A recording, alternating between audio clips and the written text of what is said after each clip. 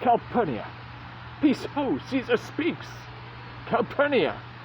Here, my lord. Stand you directly in Antonio's way when he doth run his course. Antonio! Caesar, my lord. Forget not in your speed, Antonio, to touch Calpurnia, for our leaders say the baron touched in his holy chase, shake off this sterile curse. I shall remember. When Caesar says, do this, it is performed. Set on and leave no ceremony out. Caesar, who calls? Bid every noise be still, be at peace yet again. Who is it in the press that calls on me? I hear a tongue shriller than all the music. Cry, Caesar, speak. Caesar is turned to hear. Because the Ides of March. What man is this? A soothsayer bids you beware the Ides of March. Set him before me. Let me see his face. Fellow comes from the throng. Look upon Caesar. What sayest thou to me now? Speak once again. Beware the Ides of March. He is a dreamer. Let us leave him pass. Will you go see the order of the course? Not I. I pray you do.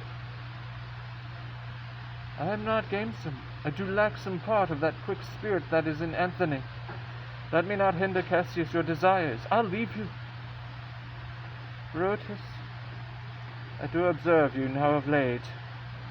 I have not from your eyes that gentleness and show of love as I was wont to have. You bear too stubborn and too strange a hand over your friend that loves you. Cassius, be not deceived. If I have veiled my look, I turn the trouble of my countenance merely upon myself.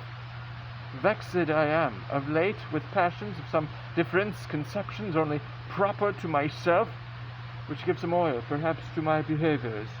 But let not therefore, my good friends, be grieved, among which number Cassius be you one, nor construe any further my neglect, than that poor Brutus, with himself at war, forgets the shows of love to other men. Then Brutus, I have much mistook your passion, by means whereof this breast of mine hath buried thoughts of great value, worthy cogitations. Tell me, good Brutus, can you see your face?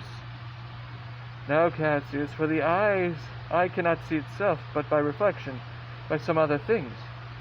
'Tis just, and it is very much lamented, Brutus, that you have no such mirrors as will turn your hidden worthiness into your eye, that you might see your shadow.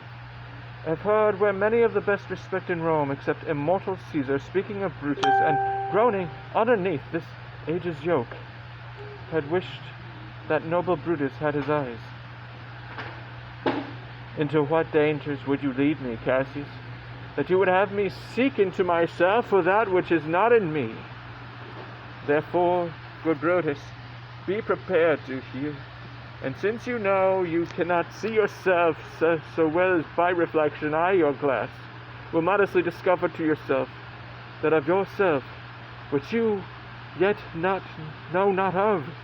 And be not jealous on me, gentle Brutus, were I a common laughter, or did use to stale with ordinary oaths my love to every new protester. If you know that I do fawn on men and hug them hard, and after scandal them, or if you know that I profess myself in banqueting to all the rout, then hold me dangerous. What means the shouting? I do fear the people choose Caesar for their king. Aye, and do you fear it? Then must I think you would not have it so? I would not, Cassius. Yet I love him well. But wherefore do you hold me here so long? What is it that you would impart to me?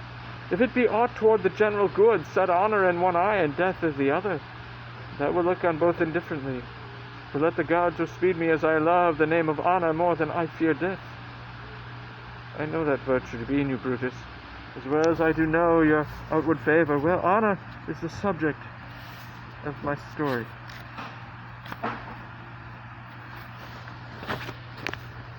I cannot tell what you and other men think of his life, but for my single self I had a lief not be as live to be. In awe of such thing as I myself, I was born free as Cæsar, so were you. We both have fed as well, and we can both endure the winter's cold as well as he. For once upon a raw and gusty day, the troubled Tiber chafing with her shores, Cæsar said to me, Darest thou, Cassius, now leap in with me into this angry flood, and swim to yonder point? Upon the word, accounted as I was, I plunged in, and bade him follow. So indeed he did. The torrent roared, and we did buffet it, with lusty sinews, throwing it aside, and stemming it with hearts of controversy. But ere we could arrive this point proposed, Cæsar cried, Help me, Cassius, or I sink.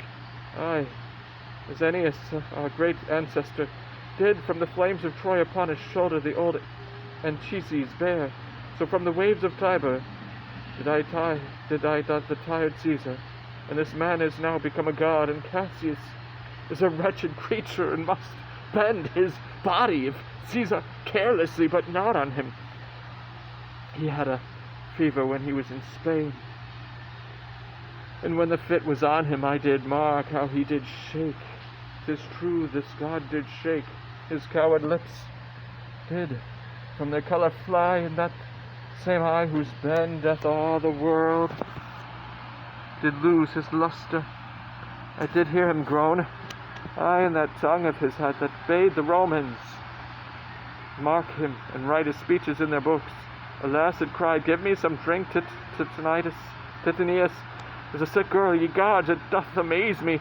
A man of such a feeble temper should get the start of the majestic world, and bear the palm alone. Another general shout. I do believe that these applauses are for some new honours that are heaped on Cæsar. Why, man, he doth bestride the narrow world like a colossus, and we petty men walk under his huge legs and peep about to find ourselves dishonourable graves. Men at some time are masters of their fates. The fault of Brutus is not in our stars, but in ourselves, that we are underlings, Brutus and Cæsar. What should be in that Cæsar? Why should that name be sounded more than yours? Write them together. Yours is as fair a name. Sound them, it doth become the mouth as well. Weigh them, it is as heavy. Conjure with them. Brutus will start a spirit as soon as Cæsar. Now in the names of all the gods at once. Upon what meat doth this our Cæsar feed? That he is grown so great, age, thou art shamed. Rome, thou hast lost the breed of noble bloods. When went there by an age since the great flood, but it was famed with more than with one man. When could they say till now, that talked of Rome, that her wide walks encompassed but one man? Now it is Rome indeed, and room enough, when there is in it but only one only man. Oh, you and I have heard our fathers say there was a Brutus once that would have brooked the eternal devil to keep his state in Rome as easily as a king. That you do love me, I am nothing jealous. What you would work me to, I have some aim. How I have thought of this in these times I shall recount hereafter. For this present I would not so with love I might entreat you be any further moved. What you have said I will consider, what you have to say I will with patience hear, and find a time both meet to hear and swear such high things. Till then, my noble friend, chew upon this.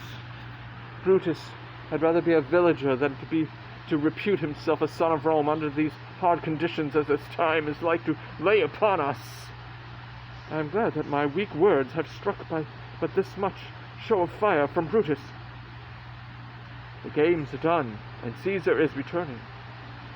As they pass by, pluck Casca by the sleeve, and he will, after a soft fashion, tell you what hath proceeded worthy know today.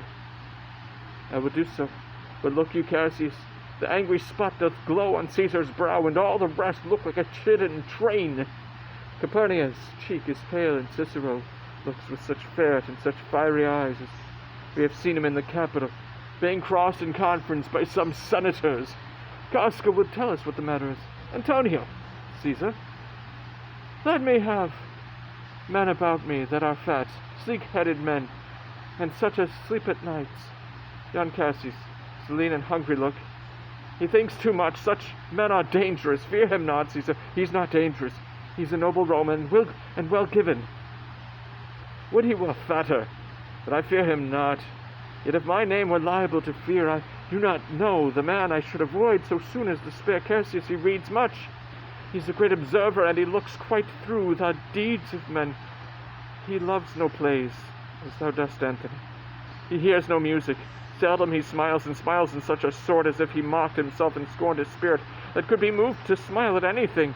Such men as he never at heart's ease, whiles they behold it greater than themselves, and therefore are they very dangerous. I rather tell thee what is to be feared than what I fear, for I am Cæsar. Come on my right hand, for this ear is deaf, and tell me truly what thou thinkest of him. You pulled me by the cloak. Would you speak with me? Ay, Casca. Tell us what hath chanced today, that Cæsar looks so sad. Why, you were with him, were you not? I should not then ask Casca what had chanced. Why, there was a crown offered him, and being offered him, he put it by the back of his hand thus, and then the people fell a-shouting. What was the second noise for? Why, for that too. They shouted thrice. What was the last cry for? Why, for that too. Was the crown offered him thrice? Ay, Mary, was it. They put it by thrice, every time gentler than other. And at every putting by, mine honest neighbours shouted. Who offered him the crown? Why, Anthony. Tell us the manner of it, gentle Casca. I can as well be hanged as tell the manner of it. It was mere foolery. I did not mark it. I saw Mark Antony offered him a crown, yet 'twas not a master, and was not a crown neither. 'Twas one of these coronets, and as I had told you, he put it by once. But for all that, to my thinking, he would fain have had it, and he offered it to him again. Then he put it by again. But to my thinking, he was very loath to lay his fingers of it.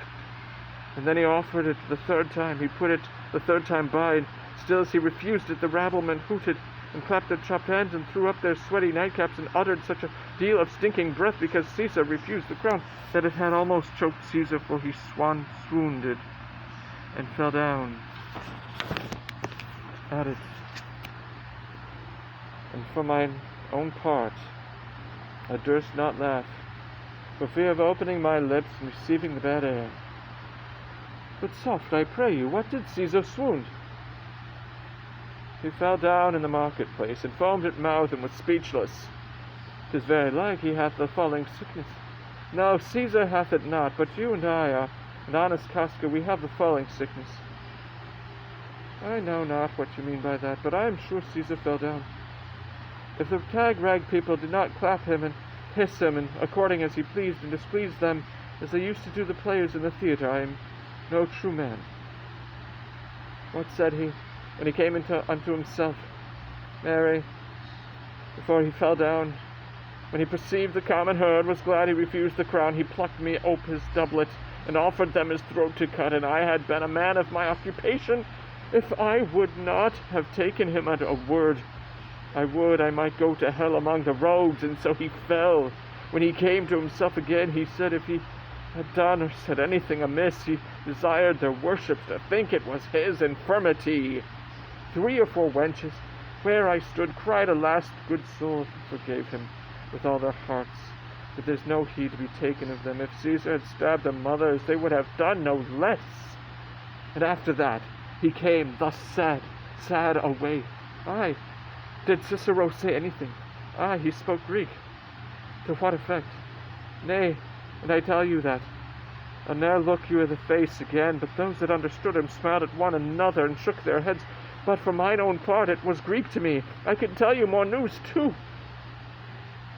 Morellus and Flavius, for pulling scarves off Cæsar's images, off put to silence. Fare you well. There was more foolery yet, if I could remember it.